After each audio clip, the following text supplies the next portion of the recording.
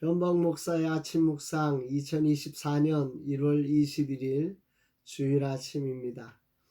오늘은 하박국서 3장 16절로 19절 말씀으로 말미암아 이런 제목으로 말씀 묵상의 은혜를 나누겠습니다. 인생이라는 게 급히 먹으면 쉽게 힘이 납니다. 배가 고프니까 빨리 먹고 빨리 힘을 내려고 합니다. 그러나 건강이 상합니다. 이것이 보식의 원리입니다. 그래서 보식은 절대로 보양식이 되지 않도록 해야 한다는 원칙이 있습니다. 이런 것들을 이론적으로 잘 알지만 이것을 지켜내는 일은 해보면 그렇게 쉽지 않습니다. 늘 천천히 보식을 하려고 하지만 내 굶었던 배가 막 빨리 달라고 외치는 이런 소리가 있기 때문에 보식이 아닌 보양식이 될 때가 그렇게 변질돼 가는 순간이 많았습니다. 그러나 금년은 하나님이 주신 은혜가 이 보식까지 미치면서 절대 빠르게 가지 않고 천천히 아직 체중을 거의 늘리지 않는 상태를 유지해 가고 있습니다. 반면에 몸의 상태는 너무 좋습니다. 건강도 많이 회복했습니다. 진실로 이 모든 것들이 다 주님의 은혜임을 고백합니다. 단 한 번도 더 달라는 소리를 하지 않았습니다. 오히려 그만 먹겠다고 중단한 적만 2번이 있었으니 이건 기적입니다, 여러분. 음식이 맛이 없거나 불편해서 그런 것이 아닙니다. 내 적당량을 넘어섰기 때문에 멈춘 것입니다. 보식에서 이것을 지키는 일은 은혜 아니면 정말 불가능합니다. 주님의 전적인 은혜와 또 사랑하는 아내의 그 사랑 담은 헌신에 진실로 감격과 사랑과 존경을 올려드립니다. 거룩한 주일 아침 하나님을 예배하는 날 진실로 주님의 기쁨이 되는 예배자로 발견되기를 기도합니다. 보호식 끝날까지 주님의 은혜로 채워지고 주님의 뜻을 이루는 자 되기를 기도합니다. 이날 주님은 어떤 말씀을 주실까? 본문은 하박국 선지서의 결론입니다. 매우 유명한 구절이기도 하지요. 그런데 오늘 그 유명한 그 고백 이전에 하박국 선지자가 외친 고백이 저에게는 더 큰 울림을 줍니다. 16절 말씀인데요. 내가 들었으므로 내 창자가 흔들렸고 그 목소리로 말미암아 내 입술이 떨렸도다. 무리가 우리를 치러 올라오는 환난 날을 내가 기다림으로 썩이는 것이 내 뼈에 들어왔으며 내 몸은 내 초소에서 떨리는도다. 메시지 성경 번역으로 이것을 다시 한번 느껴보면 이렇습니다. 그 소리를 들을 때 내 배가 떨렸고 입술이 떨려 말을 더듬었습니다. 다리에 힘이 풀려 비틀거리다 자빠졌습니다. 저는 물러나 앉아 기다립니다. 우리를 공격하는 자들에게 닥칠 운명의 날을 기다립니다. 여기 보면 내 배가 떨렸다. 입술이 떨려 말을 더듬었다. 다리에 힘이 풀려 자빠졌다. 왜 그랬냐? 저 이방 나라들이 이 유대를 공격하는 소리를 들을 때에 이 하박국 선지자는 정말 배가 떨리고 입술이 떨리고 다리에 힘이 풀려 넘어질 수밖에 없는 그런 것이었다는 거죠. 이것은 하박국 선지자가 몹시 두려워 떠는 모습을 묘사한 것입니다. 그는 지금 알고 있습니다.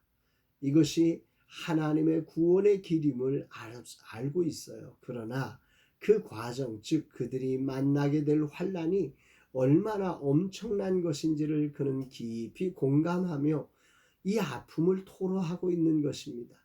어쩌면 진정한 믿음의 외침은 이런 깊은 공감에서 나오는 아픔을 통과한 소리여야 한다는 사실을 이 아침에 깊이 묵상하게 됩니다.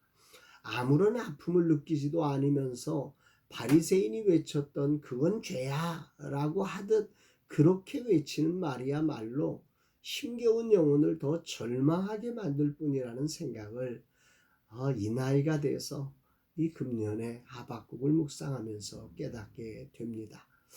이제 하박국 선지자는 알고 있습니다.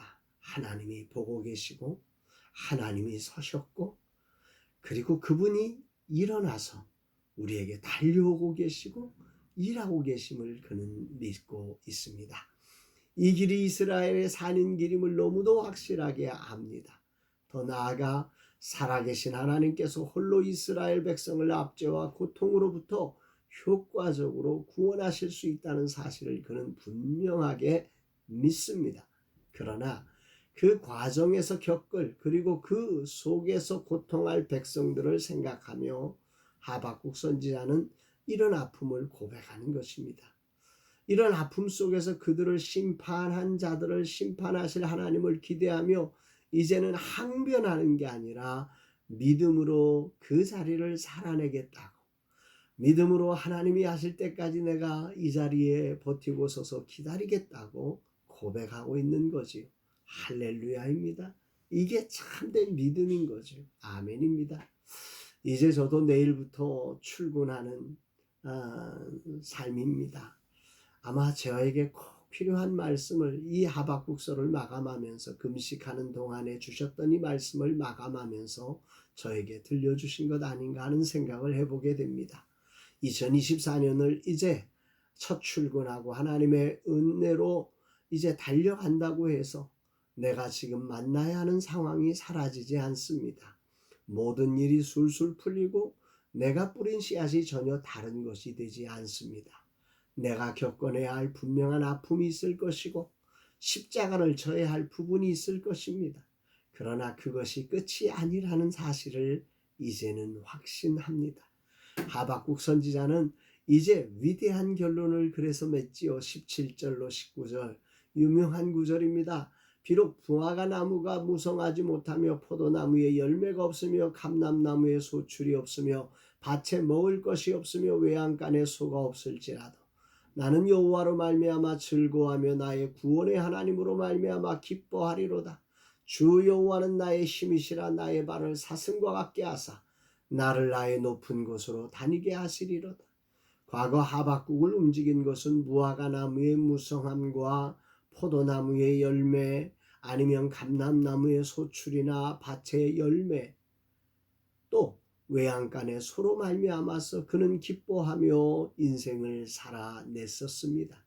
그의 기쁨의 말미암아는 그거였던 거죠. 그러나 이제 하박국 선지자는 이런 것들을 다 빼앗겨도 상관없다고 고백합니다. 이제 나는 여호와로 말미암아 구원의 하나님으로 말미암아 즐거워하고 기뻐할 것이라고 외치고 있습니다.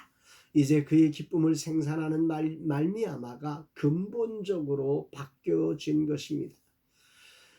이제 그에게 기쁨을 주는 기쁨을 생산하는 말미암아는 그런 어떤 육신적인 세상적인 것이 아니라 주님이셨습니다. 오늘 주님은 내게 묻습니다. 너의 기쁨을 생산하는 말미암아는 무엇이냐? 그리고 이 물음에 이제까지 나의 삶을 돌아보면 입으로는 주님이라고 외치면서 실제로는 돈, 어떤 좋은 일, 성과, 자리 이런 것들로 채워져 온 것이 아니었을까 돌아보면서 주님 앞에 겸손히 회개하고 내 인생의 말미암아의 참된 말미암아가 주님이심을 고백하게 됩니다. 주님 감사드립니다. 이제 보호식 4일차까지 은혜를 베푸사 이 종으로 하박국 선지자를 통해 귀한 은혜를 누리게 하심에 감사 또 감사입니다. 진실로 내 삶 전부에 오직 주님만이 기쁨을 생산하는 유일한 말미암아임을 고백합니다. 그리고 이제 주변의 영혼의 아픔을 공감하며 말씀을 증거하는 자로 서게 하여 주옵소서.